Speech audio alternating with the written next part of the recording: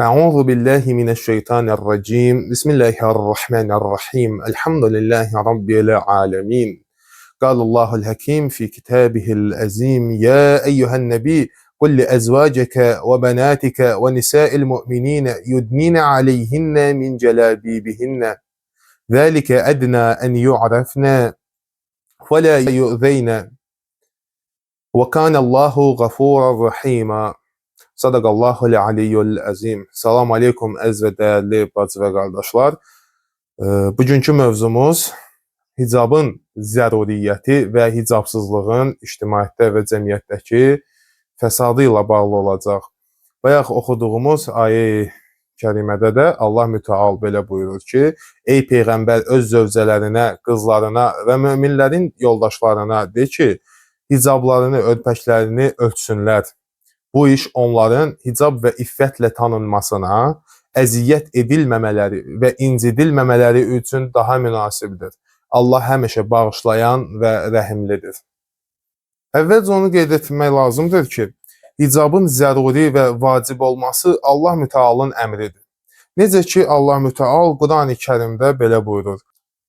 وَمَا كَانَ لِمُؤْمِنٍ وَلَا مُؤْمِنَةٍ إِذَا قَضَى اللَّهُ وَرَسُولَهُ أمرا أن يكون لهم الخيرة من أمرهم ومن يعص الله ورسوله فقد ضل ضلالا مبينا. Allah Mütəal Quran-ı Kərimdə buyurur ki, heç bir mömin kişiyə və yaxud da mömin qadına yaraşmaz və şər'ən caiz və əqlən rəva deyil ki, Allah və onun rəsulu onların barəsində bir fərman verərkən, onlar öz işlərində öz fərmanlarını üstün tutsunlar və yaxud da öz fərmanları ilə hərəkət etsinlər. Kim Allaha və onun rəsuluna itaətsizlik etsə, asi olsa, şübhəsiz açıq-aşkar bir azğınlığa düşmüşdür. Bir yerdə ki, Allah Mütəal bizim üçün bir şeyi fərman verib, bir şeyə əmr verib, həmin yerdə bizim öz cılız və naqis beynimizlə düşünüb Allahın qarşısına bir hökm, bir qayda, bir qanun qoymağımız heç bir halda qəbul edilməzdir. Və ayədə də ona işarə edilir ki, Allahın bizim üçün qoyduğu əmr və hökm, fərman bizim özümüzün gətirdiyimizdən qat-qat daha xeyirlidir. Çünki Allah Mütəal insanın hər bir kiçik zərrəsinə qədər bilir və ondan məlumatlıdır. Bu səbəbdən də bir şeyin bilicisi onun haqqında ən yaxşı qanunu qoyandır. Necə ki, bir dərzi tibbdə həkim üçün bir qayda qoymur, eyni cürə həkim bir dərzi üçün qayda qoymur. Çünki hərəsi öz ixtisasının mütəxəssisləridir. Və bir adam da öz ixtisasına uyğun qaydanı gedir, öz ixtisasının ən yaxşısından alır. Eyni cürə də insanın da mütəxəssisi, ən yaxşı biləni, onu xəlq eləyən, onun xaliqi Allah Mütəaldır. Bu səbəbdən də Allahın əmrinin üstünə heç bir əmr ola bilməz. İndi isə hicabsızlığın cəmiyyətdəki zəlalətə və insanların azmasına və qadınları necə əziyyətə və zülmə düçar etməsi ilə bağlı maraqlı statistikalar var, onlarla tanış olaq. Hansı ki, bu statistikaları özünün də əksəriyyəti hicabsız, ümumiyyətlə İslam dinindən uzaq şəxslərin tərtib etmiş olduğu və yaxud da ümumdünya beynəlxalq təşkilatlardan əldə edilmiş statistikadır. Hansı ki, indi onu da ekranda görəcəksiniz. Statistikada Avropa ölkələrində qadınların fiziki və ya cinsi zorakılıq yaşama faizidir. Ömrü boyu bir dəfə də olsa, bu faiz göstərir ki, Avropa ölkələrində, hal-hazırda sıranı da özünüz müşahidə edirsiniz ki, faizlər necə də dəhşət verici formadadır. Bu faiz nisbətlərinə biz baxdığımız zaman bizə bəhbəhlə təriflənən Avropa mentalitetinin, Avropa düşüncə tərzinin və Avropa dünya görüşünün, hansı ki, dünyanın gözündə onlar dünyanın ən inkişaf etmiş xalqlarıdırlar və ən müasir və mədəni quruluş və sivilizasiyasıdırlar. Halbuki biz indi görəcəyik ki, soyunmağın, hicabsızlığın heç də insanı inkişaf etdirməklə bir əlaqəsi yoxdur. Əksinə, bu paltarsızlıq insanın və qadınların çox-çox üzr istəyərəkdən təcavüzə və zorakılıq faktlarının qeydə alınmasına gətirib çıxardığını görürük. Necə ki, görürsünüz, zirvə yerdə bizim siyahıda Finlandiya dayanır. Finlandiya qadınların fiziki və yaxud da cinsi yolla zorakılıq yaşama faizi üzrə 57,1%-dir. Hansı ki, həmin Finlandiya təhsildə dünya üzrə nömrə 1-dir. Hansı ki, hər bir cəhətdən bütün inkişaf etməkdə olan, hətta inkişaf etmiş ölkələrə nümunə göstərilən və onların təhsil sistemlərində, belə deyək, nümunə götürüb üstündə çalışdıqları dövlət Finlandiyadır. Və biz indi görürük ki, bu sırada birinci hissəni tutur Avropa ölkələri içərisində. İkinci hissədə İsveçdir, hansı ki, ədalətin və demokratiyanın ən yaxşı yaşandığı ölkə kimi qəbul edilir. 52,5. 52,5 ümumiyyətlə dərk edib daha yaxşı başa düşməyimiz üçün belə deyək. Yəni, hər iki qadından biri ömründə bir dəfə fiziki və yaxud da cinsi zorakılığa məruz qalır. Hər iki qadından biri. Yəni, hər 1000 qadından 525 dənəsi ömründə ən azı bir dəfə də olsa bu faktla qarşılaşır. Və bu, əlbəttə ki, bu statistikalar tam dəqiq və 100% bizə həqiqəti çatdırmır. Amma zehinlərimizin yaxınlaşmasına kömək edir və bizim bu halı yaxşı qavramağımıza imkan yaradır.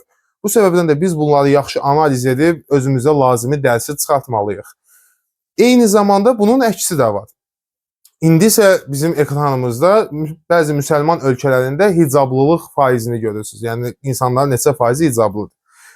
Siyahının birinci hissəsində Fələstin 98%-dir. Yəni, Fələstindəki bacılarımızın, analarımızın hər 100 qadından 98-i hicablıdır. Yaxşı, bəs Fələstindəki qadınların cinsi və yaxud da fiziki yolla istismara və zorakılığa məruz qalma faizi neçədir? Sadəcə və sadəcə 0,7%. Yəni, hər 1000 qadından sadəcə 7-si ya sözlü, ya da fiziki baxımdan cinsi və yaxud da belə deyək, fiziki zorakılığa məruz qalır. 1000 qadından 7-si hara? 1000 qadından 570 neçəsi, 525-i hara? Yəni, ölkə əhalisindəki qadınların yarıdan çoxu hara? Ölkə əhalinin 0,7%-i hara? Özünüz də burada açıq-aşkar formada hicabın necə qadını qoruduğunu və ona necə dəyər və izzət verdiyini müşahidə edirsiniz. Necə ki, hicab barəsində məşhur müştəhidlərimizdən belə deyək, sanki mənəvi bir tərif kimi götürə biləcəyimiz bir sözdür.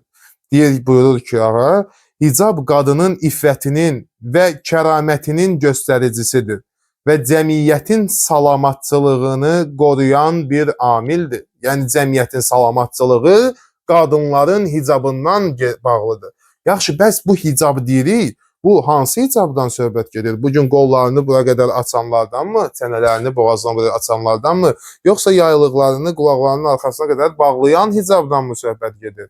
Hicabın da tərifində şəriətin, şərli hüdudlar çərçivəsində bizim hicab adlandırdığımız, peyğəmbərlərimizin, imamlarımızın və Quranda gələn hicabın mənası budur ki, qadının biləkdən aşağı əlləri və üzünün ön hissəsi, hansı ki, dəstəmaz alanda yuyur, bu hissələr istisna olmaqla bütün bədənini, geniş və bədən üzvlərini göstərməyəcək bir paltar növünə hicab deyilir. Rəngi xüsusi bir rəng qeyd olunmuyub, forması xüsusi bir forma qeyd olunmuyub, istər çadra olsun, istər geniş hansı başqa bir paltar olsun, istər əba olsun, fərq etməz. Ya, əsas şərt nədir? Dar olmasın, bədən üzvlərini bildirməsin və yalnız əllər və üzün ön hissəsi, çənənin altı aid olmamaqla sadəcə çənənin üst hissəsinə qədər üz sayılır və bu iki hissədən qalan bütün bədənin hər yerini örtən və dar olmayan paltarlar hicab adlanır. Şəriətdəki hicab budur. Cəmiyyəti zəlalətdən qoruyan hicab da budur və bunun əksi olan hicablardır ki, cəmiyyətimizi aparırlar fəsada doğru. Və müsəlman ölkələrinin bir çoxunda statistikanın düzgün aparılmaması və yaxud da ümumiyyətlə statistik məlumatları əldə edə bilmədiyimizə görə bir çox bu siyahıda gördüyümüz digər ölkələr barəsində dəqiq bir məlumat deyə bilmədik.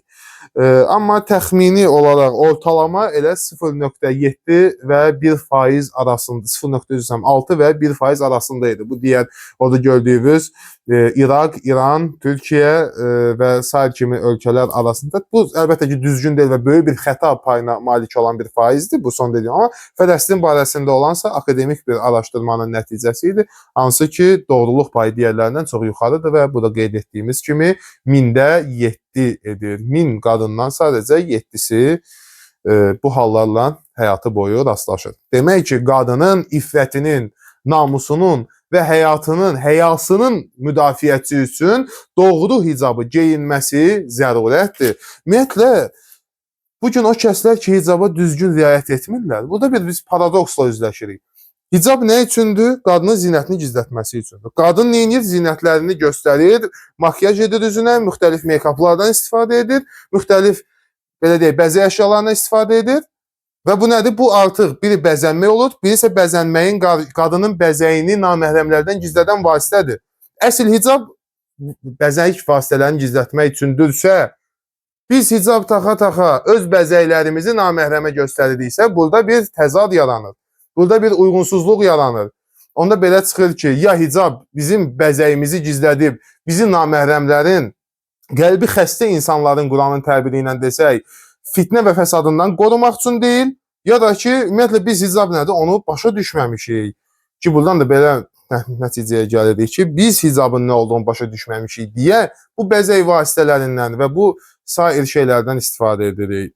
Ümumiyyətlə, biz statistikalara nəzər saldığımız zaman başqa insanı heyrətə gətirən şeylərlə də qarşılaşırıq. Avropa ortalaması özünüz də bu siyahıdan da gördüyünüz kimi 35.8%-dir. Yəni, hər 3 qadından biri həyatı boyu ən azı bir dəfə cinsi və yaxud da fiziki istismara, zorakılığa məruz qalır. Bu insanların, bu qadınların 20%, yəni bu 38.5%-in 20%-i tanımadıqları insanlar tərəfindən, 80% isə tanışları tərəfindən zorakılığa məruz qalırlar. Açıq-saçıq geyinməyi bugün əlində bayraq edib, qışqırıb, danışıb bunu nərə çəkən insanlar başa düşməlidirlər ki, insanlar öz tanıdıqları insanlar tərəfindən 80% bilirsiniz nə deməkdir? 80%, yəni hər 100 istismara məruz qalan qadından 80 dənəsi öz tanışı tərəfindən bu zorakılığa məruz qalır. Bu cinsi istismara məruz qalır. İndi kim ki gəlib hicabsızlığı təbliğ eləyirsə, bizə öz tanışlarımız vasitəsilə namussuzluğu, qeyrətsizliyi və öz yaxınlarımıza qarşı zorakılığı legallaşdırmağımızı istəyir. Və bu həqiqətən də yəni ağıl sahiblərinin görəcəyi bir iş deyil. Bu sadəcə ya insan o qədər belə deyək, əqli baxımdan inkişaf etməmiş olmalıdır ki, bu iddianı irəli sürsün. Və yaxud da insan hansısa belə deyək, ölkənin məhvi üçün çalışan qüvvələrin xidmətində dayanan, sanki ifadəmə görə çox üzr istəyirəm, sanki bir it kimi yiyəsindən yal alıb onun istədiyinə tərəf yürürmüş kimi bir mübarizə aparmalıdır bu hicabla. Çünki statistika Avropa Birliyinin və həmin ölkələrin milli statistika idarələrinin verdiyi məlumatlar əsasında hazırlanan bu cədvələ biz baxanda, bu qrafikə biz baxanda görürük ki, bu özü elə insanları məhv edir və heç bir ağıl sahibi bunu bilə-bilə təbliğ etməz. Digər bir məsələ isə, heyrət verici digər bir nöqtə isə nədir? Avropada qeyd etdik ki, 230 milyon qadın yaşayır. Bunların 35.8%-i 82 milyon qadın eləyir. Hələ bu haldasa yəni rəsmi rəqəmlərdir. Qeyri-rəsmi və qorxudan və s. şeylərdən gedib polisə çatmayan, xəbər verilməyən və yaxud da qeydlərə keçilməyən milyonlarla daha başqa faktlar var. Yəni bu rəqəmlər qat-qat da çox ola bilərlər ki, bəlkə də çoxdur. Mən əminəm ki, daha çoxdular. Bu 35.8% mən əminəm ki, bu 80%-dən yuxarıdır Avropa şeyində. Ən azı çünki sözlü istismar da bunun daxilindədir və bu faiz onun üçün çox aşağıdır. 82 milyon qadın edir. Hansı ki, fiziki və ya cinsi istismara məruz qalıb. Və bunların 4% isə sözün həqiqi mənasında cinsi təcavüzə məruz qalıblar. 4% cinsi təcavüzə məruz qalıblar. Bu da 9 milyon qadın eləyir.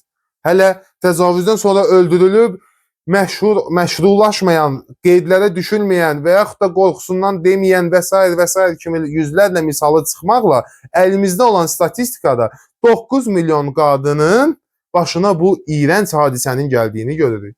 Bunlar hicabsız bir cəmiyyətin, iffətini, namusunu qorumayan bir cəmiyyətin, geyiminə diqqət etməyən bir cəmiyyətin qaçınılmaz sonudur. Necə ki, Allah Mütəal bayaq oxuduğumuz ayədə buyurur ki, Mən yə'isallahu və rəsuləhu fəqəd zallə zalələn mubina. Kim Allah və Rəsuluna qarşı itaətsizlik eləyir, onlara asi olar, onlar açıq, aşkar bir zəlalətdədirlər. Və bugün o kəslər ki, onların da öz dini var, onların da bugün baxırıq rahibələrinə görürük ki, bizim haradasa kamil hicabla demək olar, eyni formada geyinirlər. Onlarla bizim Allahımız başqadır ki, Allah bir dənədir, sadəcə dinləri təhrifə məruz qalıb. O kəslər ki, Allahın bizim fitrətimizə qoyduğu qayda və qanunlardan öz şəhvətlərinə və digər səbəblərə görə uzaqlaşırlar. Onların sonunun zəlalət, açıq-aşkar bir zəlalət olması qaçınılmazdır. Və qad zallə zalələn mubinə ayəsinə fikir verdikdə burada qrammatik bir nöqtə var. Qad zallə sözü, zallə keçmiş zaman bildirən və azmaq mənasında işlənən bir feildir. Bir feilin ki, qabağına qəd prefiksi gəlir, ərəb dilində qəd prefiksi. Qəd prefiksi keçmiş zaman feilinin önündə gəldiyi zaman bu iki məna verir. Ya yaxınlaşma mənası verir və yaxud da 100% kəsinlik və 100% bu işin həyata keçməsi mənasını verir. Buradakı yaxınlıq mənasında deyil. Yaxınlıq mənası iqamədə oxumuz qəd qamətis saləh mənası, qəd qamətis saləh sözündə, cümləsindəki mənadadır. Burada 100% bildiyimiz qaçınılmaz feilə qaçınılmamazlıq qazandıran mənada gəlib.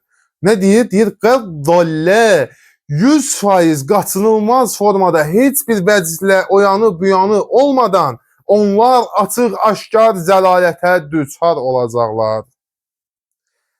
Allah mütəalı and verək öz izzət və cəlalına bugün hər birimizi həqiqi möminlərdən və bugün bütün müsəlman bacılarımızı həqiqi hicabı daşıyanlardan, öz iffətini qoruyanlardan və İslam düşmənlərini məhv-nabud olub İslama daha çox ziyan verməyi bacarmayanlardan qərar versin inşallah.